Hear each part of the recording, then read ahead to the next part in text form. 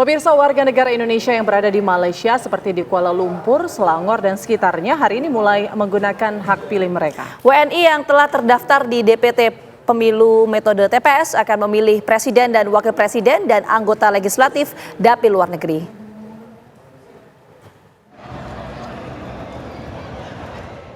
Warga negara Indonesia yang berada di Kuala Lumpur, Selangor, dan sekitarnya yang telah terdaftar pada DPT Pemilu 2024 metode TPS hari ini menggunakan hak suaranya untuk memilih presiden dan wakil presiden beserta anggota legislatif dapil luar negeri dan Jakarta II.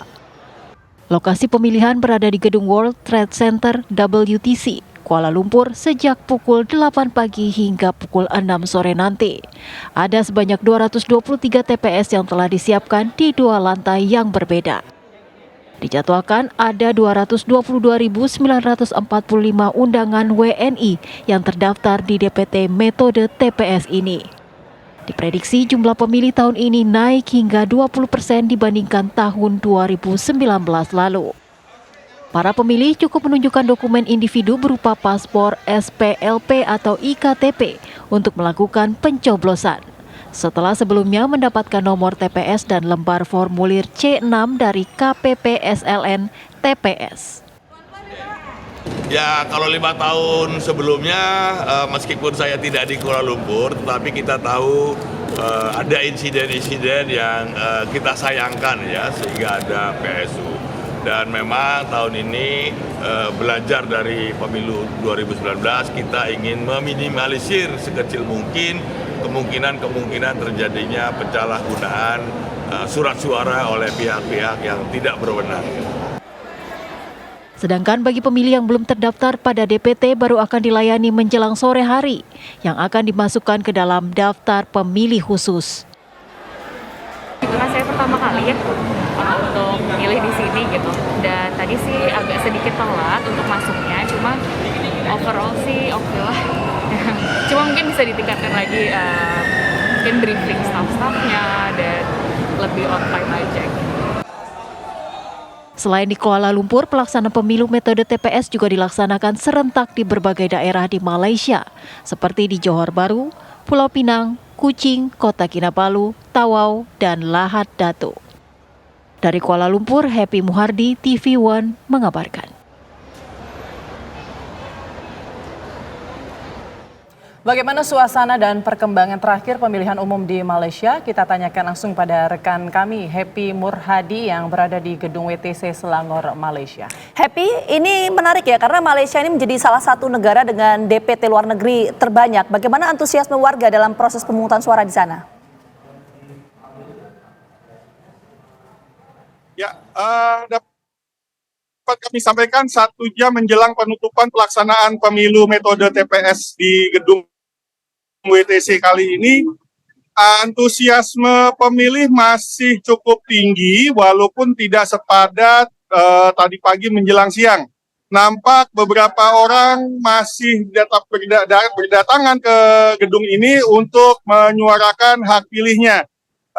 Seperti kita ketahui tadi, terjadi sempat sedikit kericuhan sekitar pukul 11 siang waktu setempat, di mana pendukung paslon nomor 1 beradu yel-yel dengan pendukung paslon nomor 2 sehingga terjadi insiden saling dorong. Namun dapat dilerai oleh petugas keamanan setempat dan akhirnya dapat kembali kondusif. Sebetulnya kami sempat bertanya dengan para pemilih yang melakukan yel-yel tadi, mengapa mereka melakukan yel-yel, karena mereka terkendala akibat ruangan yang penuh. Sebelumnya mereka harus melewati beberapa sekatan atau holding sebelum dia bisa masuk ke area pencoblosan, dan diakibatkan situasi yang panas dan tidak bisa masuk, akhirnya dia mulai melakukan yel-yel dan saling berperang yel-yel. Terhitung mulai pukul 1.30 tadi, beberapa sekatan akhirnya dibuka sehingga beberapa orang yang di luar berkerumun bisa masuk ke dalam, hingga kerumunan orang yang ada di Jalan Tun Ismail ini bisa dilerai sampai sekarang. Demikian. Baik, Happy, lalu setelah pemungutan suara ini selesai, tahapan selanjutnya seperti apa?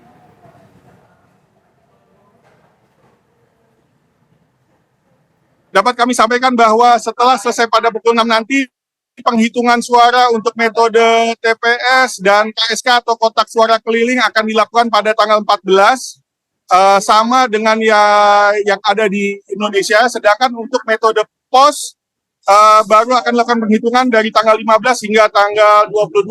Kami tadi sempat mewawancarai Ketua KPU Pusat, Bapak Hasyim Asyari, mengatakan bahwa penghitungan tetap mengikuti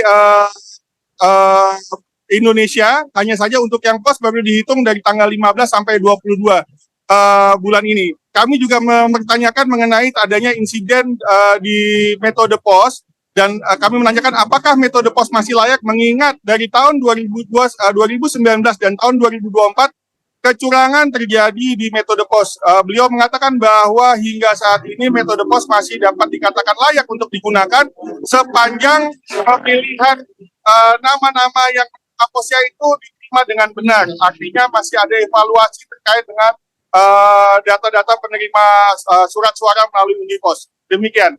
Terima kasih, Happy melaporkan langsung dari Malaysia.